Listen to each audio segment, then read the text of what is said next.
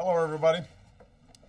I just received a full briefing from our emergency response teams, including FEMA and agencies that are going to be helpful in the response and recovery efforts, the Department of Energy, the Department of Transportation, the Department of Health, Homeland Security, and the Department of Health and Human Services.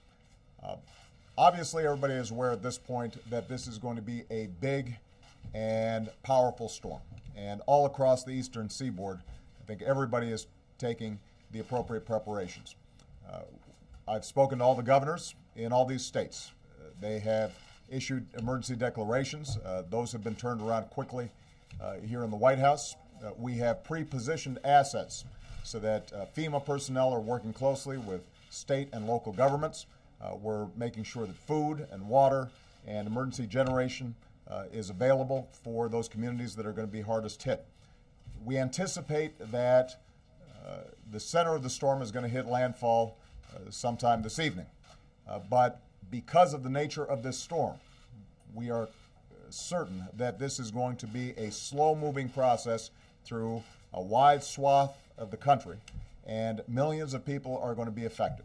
So the most important message that I have for the public right now is please listen to what your state and local officials are saying. When they tell you to evacuate, you need to evacuate. Do not delay. Don't pause.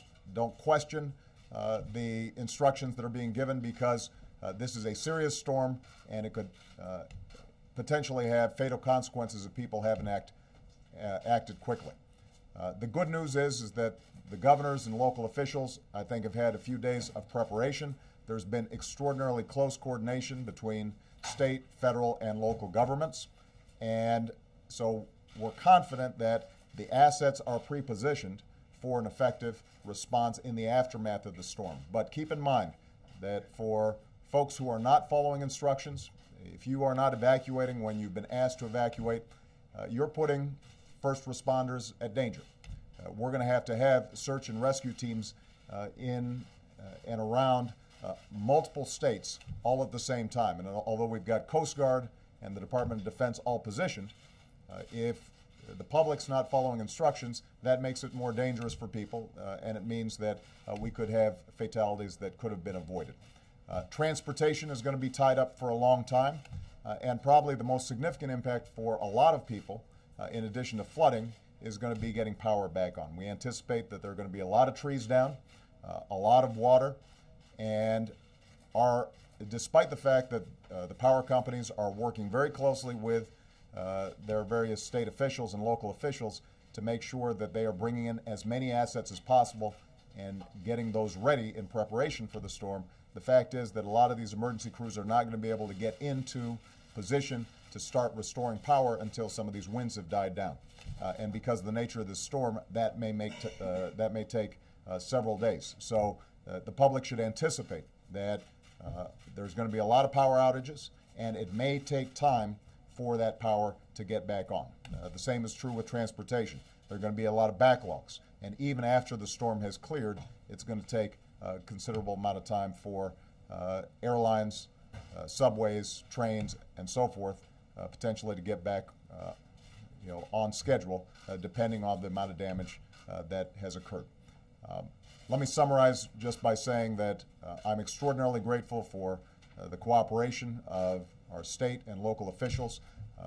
The conversations that I've had with all the governors indicate that at this point there are no unmet needs. I think everybody is taking this very seriously. We've got pre-positioned all the resources that we need, but right now the key is to make sure that the public is following instructions. For those of you who still need additional information about how to respond, you can go to ready.gov. That's ready.gov, and that website should provide you with all the information that your family needs in terms of how you can prepare for this storm. Our thoughts and prayers go out to all the people who are potentially affected. We are extraordinarily grateful for our first responders because they're going to be working 24/7 around the clock nonstop. And I want to make sure that our thoughts and prayers go out to all those who may end up dealing with a very difficult situation over the next several days. Last point I'll make, though, This is going to be a big storm. It's going to be a difficult storm. The great thing about America is when we go through tough times like this, we all pull together.